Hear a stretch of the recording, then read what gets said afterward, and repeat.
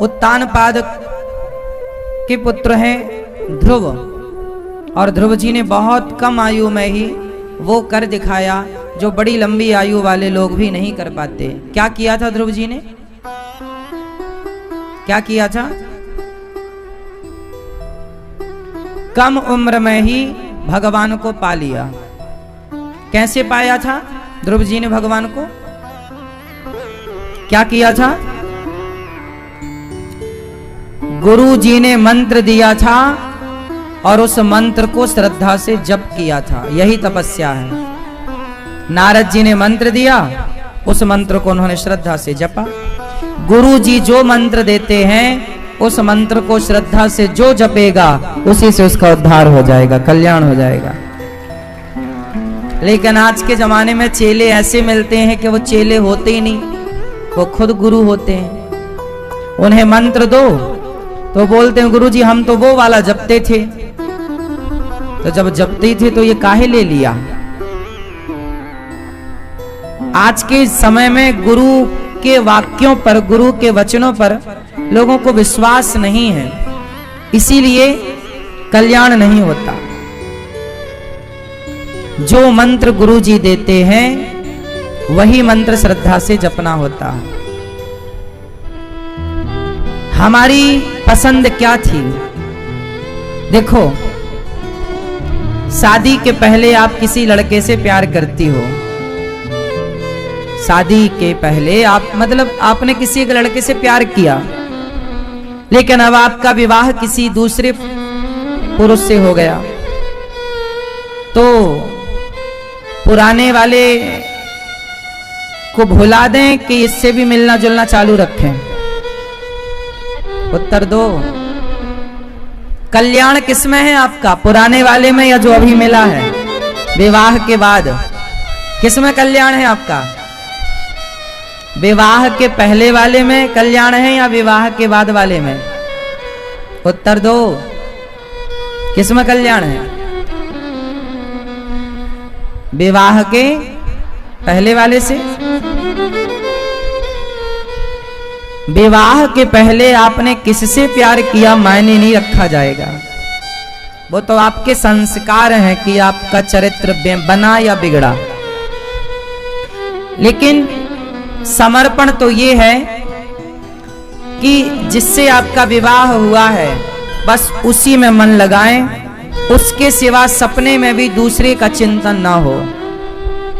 अच्छे लोग तो ये हैं कि उसके बाद स्वप्न में भी दूसरे का चिंतन ना हो। तो जो गुरु जी ने मंत्र दिया है वही आपके इष्ट हैं, और वो मंत्र जपो और अपने इष्ट के अतिरिक्त स्वप्न में भी किसी दूसरे देवी देवता का चिंतन नहीं, केवल भगवान का चिंतन। जो मंत्र गुरु जी ने दिया है, गुरु वचनों पर विश्वास, उस राह पर चल पड़ो। गुरु जी ने कह दिया राम राम, तो राम राम ही तुम्हारा।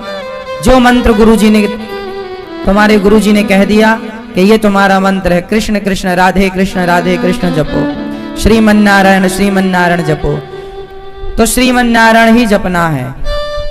अब श्रीमन नारायण और राम और कृष्ण इन तीनों को एक ही मानो। अब ये थोड़ा आपको ज्ञान होना चाहिए कि कृष्ण और राम क्या है। कई बार गुरु जी हर बात नहीं समझाते, गुरु जी को लगता है ये बातें तो आपको पता होंगी, पर आपको पता नहीं होती। जैसे आपके गुरु जी ने कहा कि आज से आपके इष्ट राम हैं, और आपको राम जी का पंचाक्षर मंत्र दे दिया। आपने मंत्र जपा, आपने गुरु जी ने बोला है कि ये इष्ट आपके राम हैं, तो फिर आप क्या करने, कुछ लोग क्या करने लग जाते हैं कि वो राम से तो प्रेम करते हैं पर कृष्ण से नफरत करने लग जाते हैं कि कृष्ण हमारे इष्ट थोड़ी हैं। अब इन मूर्खों को गुरु मंत्र लेने के पहले ये बात समझा देना चाहिए, इनको ये समझ लेना चाहिए कि जब तुमसे बोला जाए राम, तो राम का मतलब सिर्फ राम नहीं, राम का अर्थ केवल राम नहीं, राम मतलब कृष्ण, राम मतलब कृष्ण, कृष्ण मतलब राम, और राम कृष्ण मतलब विष्णु, और विष्णु मतलब नारायण। इनको पहले ये समझाओ कि राम और कृष्ण ये दो नहीं है। कोई आपसे बोले कि आपके इष्ट कृष्ण हैं, तो इसका मतलब ये थोड़ी कि तुम राम से नफरत करने लग जाओ। अरे जो राम है वही कृष्ण है, पहले ये समझो। अब जैसे किसी ने बोला कि राधा, तो आप तो राधा राधा जपो, लेकिन कुछ लोग राधा तो जप रहे हैं पर सीता से नफरत है। अरे सीता ही राधा है। त्रेता में सीता, द्वापर में राधा, कलयुग में गोदाम्बा। वही राधा वही सीता इस कलिकाल में मां गोदाम्बा बनकर के प्रकट हुई। गोदाम्बा, मां गोदाम्बा का चरित्र जानते हैं? उत्तर भारत में गोदाम्बा मां को नहीं जानते लोग, 1% लोग भी नहीं जानते। दक्षिण भारत में गोदाम्बा मां को साक्षात राधा रानी ही गोदाम्बा मां है। गोदाम्बा मां जिनका विवाह भगवान रंगनाथ जी से हुआ। गोदाम्बा मां कौन है? साक्षात राधा लक्ष्मी, जिनका विवाह किनसे हुआ? रंगनाथ भगवान से। किनसे हुआ? रंगनाथ भगवान कौन है? कौन है? हाँ, रंगनाथ भगवान वो है जब भगवान नारायण लेटे हैं ना और लक्ष्मी जी चरण दबा रही हैं, तो कोई आपसे पूछे कि ये जो भगवान नारायण लेटे हैं और लक्ष्मी जी जो चरण दबा रही हैं, ये वाला ओरिजिनल मंदिर कहाँ है? भारत में वो कौन सा मंदिर है जिस मंदिर में भगवान नारायण लेटे हैं और लक्ष्मी जी चरण दबा रही हैं? ओरिजिनल पुराना कौन सा मंदिर है? नहीं पता ना? हमारा सनातन धर्म कितना बड़ा है, कितना विस्तृत ज्ञान है। आप लोग ना सीमित ज्ञान में, संकुचित ज्ञान में सीमित रह जाते हैं, इतने से ज्ञान में। इससे ज्यादा आप संभाल नहीं पाते, समझ नहीं पाते।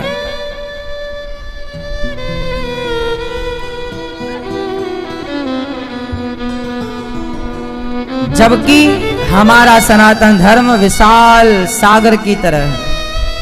तो भगवान नारायण लेटे हैं और लक्ष्मी जी चरण दबा रही हैं। भगवान विश्राम की मुद्रा में है। वो मंदिर कहाँ है? श्रीरंगम। कहाँ है? ये देखो, ये देखो मंदिर, टीवी पर आप देख लो। ये रंगनाथ भगवान है।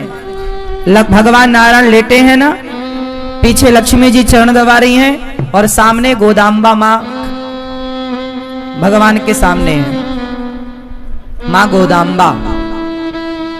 ये दक्षिण में मंदिर है। कहां मंदिर है ये? गोदावरी नदी किस किसने सुनी है?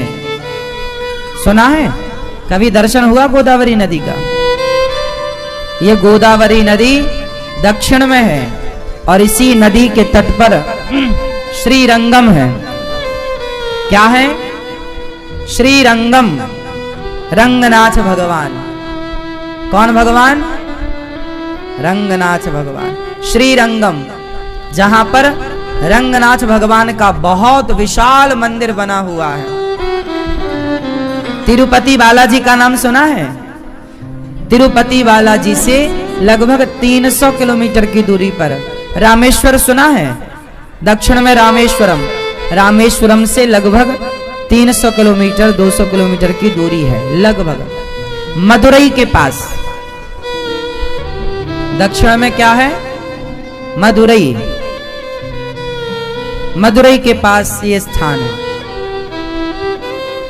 तो आप लोग भी, भगवान नारायण लेटे हैं तो नारायण वही। अच्छा, ये रंगनाथ भगवान कौन है जानते हो? पहले रंगनाथ भगवान अयोध्या जी में रहा करते थे। भगवान राम के पिता दशरथ इन्हीं रंगनाथ भगवान की पूजा करते थे और भगवान राम भी इन्हीं रंगनाथ भगवान की पूजा करते थे। फिर विभीषण जी ने कहा कि हे राम जी, आप ही अपने भगवान हमें दे दो। तब राम जी दे दिए और विभीषण जी लेकर लंका ले जा रहे थे, परंतु शर्त थी कि तुम रास्ते में कहीं भगवान को रखोगे नहीं। तो भगवान जी को उन्होंने गोदावरी नदी तट पर रखा, फिर वो उठे नहीं। विभीषण जी ने कहा प्रभु आप लंका कैसे चलोगे? भगवान रंगनाथ बोले कि मैं अपना भारत छोड़कर नहीं जाऊंगा, तुम्हारी तरफ मैं देखूंगा, चिंता ना करो। आज भी विभीषण जी भगवान रंगनाथ जी का पूजन करने रोज आते हैं। विभीषण जी अमर है ना, अश्वत्थामा बलव्यासो हनुमानश्च विभीषणा कृपा परशुरामश्च। ये 7 लोग मार्कंडे जी सहित 8 लोग आज भी जीवित हैं। 8 लोग, 8 चिरंजीवी हैं। तो विभीषण जी आज भी आते हैं। जैसे मैहर में आला उदल का सुना होगा आपने, मैहर वाली माता जी का प्रथम पूजन करने कौन आता है? आला उदल। उसी तरह भगवान रंगनाथ जी का पूजन करने विभीषण जी आते हैं लंका से नित्य।